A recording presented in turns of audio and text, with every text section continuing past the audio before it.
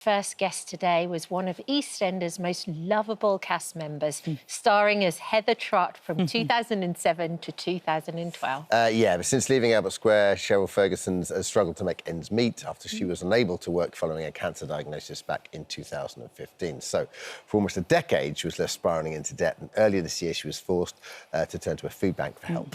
Now, Cheryl is speaking out in the hopes of breaking the stigma for the 3 million other food bank users across the country. And she joins us now. Morning. Hi, good morning. Morning, lovely to see you. Nice to be here, yeah, lovely. So tell us, obviously the public persona is you were on EastEnders. Yeah. And I mean, looking at that, I thought, God, I thought she was on for longer than that, you know? Yeah, such it felt like it, concentrated yeah. period of time. Yeah. You're I mean, EastEnders, and so the public persona is, well, you're fine, right? But so what happened after? Yeah, I think that's a perception for everybody, that when you're on the telly, you're earning loads of money all the time, and it's great. And I was earning a good wage there. I've always lived in a council estates and things, so I'd never really had money. We'd never really been brought up with money, and we'd never managed money very well as a family. When I was in EastEnders, you suddenly get this money, and I thought, I'm going to treat my friends and my family to holidays and things that we've never had. So I would just get money and it would just go, oh, hello, let's go to these countries and let's do this and let me buy my son this and he'd never have this. So it was kind of like it was frittered away. I had advice from some people to say, look, you know, rein it in a little bit, but you never know. You think you're going to be in there forever and ever. You know, you think you're going to be the lovely Steve McFadden there forever, and you're not. You don't know how long you've got, and that's the perception. You think you're there, but you move on. And sometimes you let that money sort of stretch, and it goes. And then if the jobs don't come in as quick as they were, then you just go, OK, this is running low. This is running low. And there is a circumstance that started this, which I can't actually talk about at this moment in time, but it started the spiral. And the only word I can use was I was conned of a humongous amount of money. Really? And then that led to the cancer thing, and it just kind of spiralled. And I was sort of robbing Peter to pay Paul, getting into debt. And it's so easy for people to give you money. That banks give you money, overdrafts, credit cards, loans, blah, blah, blah. And I think everybody knows this. They go, we can get by. If we just pay this, we'll find something to get that, it will work. They don't realise the interest rates are high, that all of this happens. Cost of living has happened, COVID happened. So I was stretching to the utmost. Sometimes claiming benefits when I was not well, but try not to, because, you know, there are people, I always see people and I think they're in a worse situation than me, so they need it more than I do. But it got to the stage where I was kind of going, oh, I'll just borrow that because I'm going to get a job. I know I'll get another job. They're going to just double down, beyond. don't you? Right? It's going to be all right. Yeah, absolutely. And, you know, and then you find yourself going, OK, I'm going to keep my skills up. I'm going to sing in my friend's restaurant. She wants me to sing. I'll sing in that. But then the perception is that you're lowering yourself by doing things like that. Or if you waitress or if you do something, it's not... You know, we all have to earn a living. We have to keep a roof over our head, food on the table. You know, the gas, electric, blah, blah, blah, blah, blah. But it's not easy. And if you've not been on the telly for a long time and people are going, why aren't you on the telly? And I go, well, it's not my fault. I go, you know, not me that makes that decision. I'd love to. And I'm very, very, it's very blessed. Kind of hard to answer that question as well when people say it, isn't it? It is. And, you know, they go, oh, you'd be really great. Because I live up north now, so you'd be really great in Coronation Street. You know, you could play this and you could play that. And you go, I could, because I'm called an actor. Do what you like. You know, I do what I like. But it's just other people's perception. Heather was such a great character that people... she's not easy to forget. No. Yes. You know, and she was in it for 5 years. Yeah, and almost my life sort of paralleled her a little bit in some things, and including things like going to the food bank. That's the sort of thing that Heather would have done, I'm sure. And so it's weird to kind of know that what I portrayed is something that, you know, is happening to millions, as you said, millions. It shouldn't be happening, but it is. You know? But I do think you're right, and that's also why Martin Lewis does so well on his show as well. Is he not just brilliant? He's brilliant, and the reason he is because he breaks down all these money issues for normal people that don't understand the economics of it and everything like that. Yeah, I just wish I mean, he's got a wand, doesn't he? I just wish he would wand it everywhere. He's brilliant. But the problem was, so you had that. You had a cancer diagnosis. Yeah, and I mean, I had colleagues at EastEnders at the time when I couldn't, pay my mortgage, couldn't do things. I mean, the lovely late, great Barbara Windsor and Scott were getting checkbooks out and writing them to me to pay my bills. Steve McFadden was giving me places to recuperate with. Linda Henry was helping out. June Brown. Everybody, they were very, very, very kind and helped me out a lot and helped my family out. But it was... it just kind of carries on and you can't get out of it. And I think I ended up having to sell my house. I've sold my house. I've moved up north. I'm renting, which in Britain, we see renting as quite a bad thing. But in Europe, everybody rents. Yeah. So it's kind of like, it's your mindset. But I just want to stress that going to somewhere like the Foodbank, which to this day, I cannot get that image and what happened to me and that day out of my mind. It was so bittersweet. I was going to Citizens Advice to ask them, what can I do? This debt is just too much. I'm not sleeping. I'm not functioning very well. I'm not being, my spark had gone.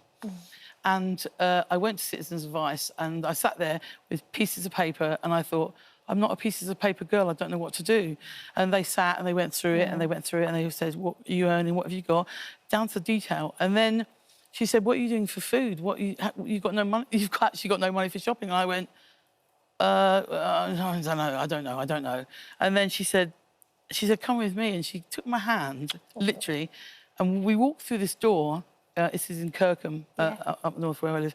And there was these men and women with boxes and bags, and they were like little angel bees. That's all they were like. They were little angels, and they were bees. And it doesn't matter if they knew me or not. They never, ever showed it. Kindness of strangers, isn't it? Never showed it. And they sat me down, gave me a cup of tea. I started sobbing. I sobbed and thought, why am I here? Why am I here? I've been on the television. I've been in people's front rooms. I'm here now, and you hear these stories, and I've reported on these stories, and I've done these stories, but I am actually here now.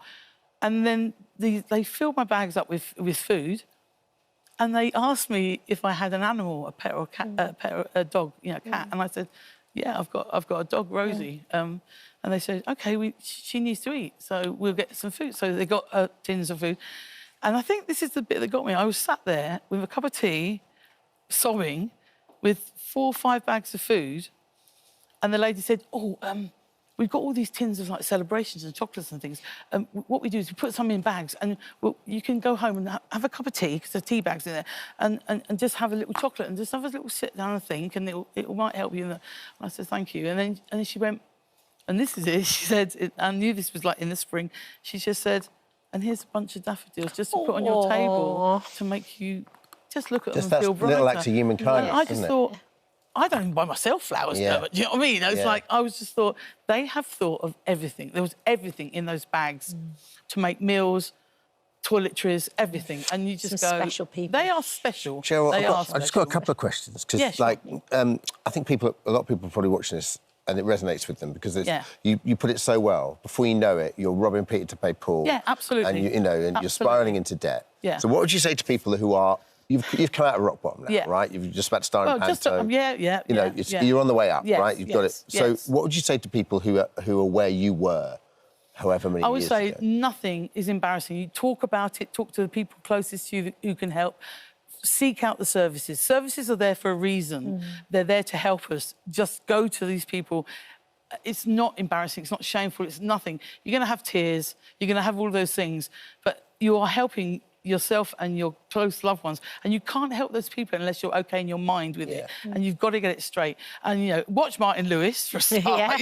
Get some advice from him. And don't feel bad about going to Foodbank. No, it's a stopgap, isn't it? Yes, it's like to save you. I only ever went once, but it was once enough for me to go, oh my goodness, I really. If I have to go there again, I would. Yes. And I would talk about it again, and I would go there and say, thank you, you're amazing. And I have been back to say thank you, that they're brilliant. But it's just making it aware that there are groups, there are people, Trussell is another group that deals with food banks. Yeah, and you just go, come on, talk about it, go to them, they're a service. We shouldn't have food banks, to be quite honest with you, that's my opinion. But we have. We've got cost of living crisis, we've got all of these things. And these things are thrown around. But the reality is, I have delved down the settee and gone, oh, there's 50 pence. Yay! That's brilliant, you know, and I'm sure I'm not the only one who's done that. So, and I think it doesn't matter who you are, whether you've been on the telly, whether you're a politician, whether... I'll tell you what, nurses use food banks. That, to me, is like, what? Yeah. They are going... We're going to the NHS. They're serving us and they're doing us a service. And at the end of the day, they go off their shift and they have to go to a food bank. Yeah. What is that about? But at the same time, they go. Thank you. Thank you. It's brilliant. Really it's Thank brilliant you so that much. we need to make awareness. And actually, Martin Lewis has been listening. Martin, good morning. I mean, you talk about having rainy day money, I suppose, because, you know, Cheryl had this diagnosis. She wasn't working on EastEnders anymore. No. And then, of course, we had the global pandemic too. Talk about a rainy day that no one saw coming. Well, yeah, I mean, look, I always talk about if you can have a cash emergency fund of 3 to 6 months' worth of bills put aside, but we need to understand in modern Britain we have a split society. And it's really interesting because you read reports in the papers, more people going on holidays and buying cars and everything else.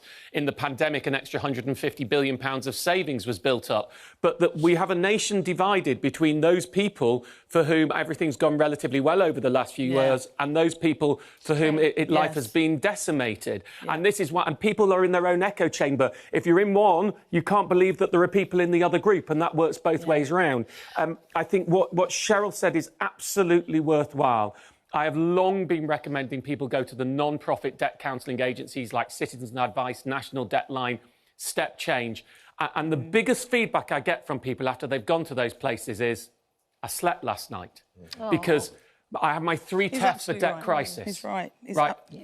The first one is, can you meet your minimum repayments on everything? Can you make just the very minimum on everything? The second one is, do you have more than a year's salary of debt? If you've got a year's salary's worth of debt or more, and I'm not talking student loans or mortgage, I'm talking other forms of debt, and you're not meeting your minimum payments, then you probably need to go and get debt help. And the third question, and probably the most important, is, are you struggling to sleep or having depression due to your finances? It is incredibly common. I mean, I don't want to build this up, but some people say to me, oh, it's just money.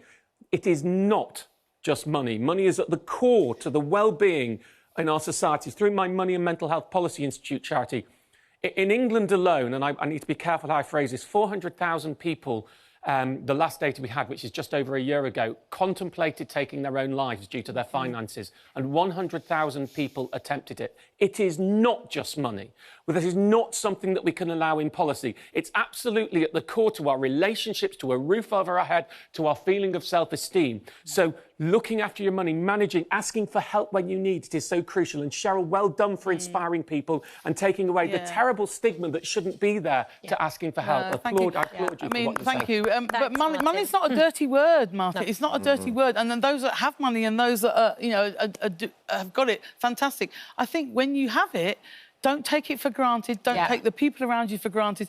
And just be aware that there are people not in your circumstances you are in an amazing circumstance. When I'm working, I go, God, I'm so blessed to be doing the job I'm in. I love it, I love it, I love it. And it's my sanity. And when in your home should be your castle, and it should be your sanity, and the people around you should be your support. But some people haven't got it. No, they haven't got that. And it's, it's help, kindness. We're called humankind for a reason. Humankind, just for sure. That's so nice. You were just talking about how amazing your job is when you have one, and you're in Panto. Where? When? Yes, Peterborough from the 14th of December with my son. Excellent. We're doing Panto together. He's Buttons, I'm Cinderella. I'm Cinderella. I wish I was. Oh my goodness me! Oh, no, you're not. No, I'm a lovely old fairy. Nice with piece a of casting. Thank you for coming on, and thank you for chatting to us. So much Martin will be talking to him a little bit later on. If Cheryl's story has struck a chord with you and you need support, all of the information you need is on our This Morning app. Thanks, Cheryl. You can head to our website as well, itv.com/helplines. Thank you for visiting our This Morning YouTube channel. We upload new content every day, so go ahead and hit that subscribe button so you don't miss out, and we'll see you in the morning.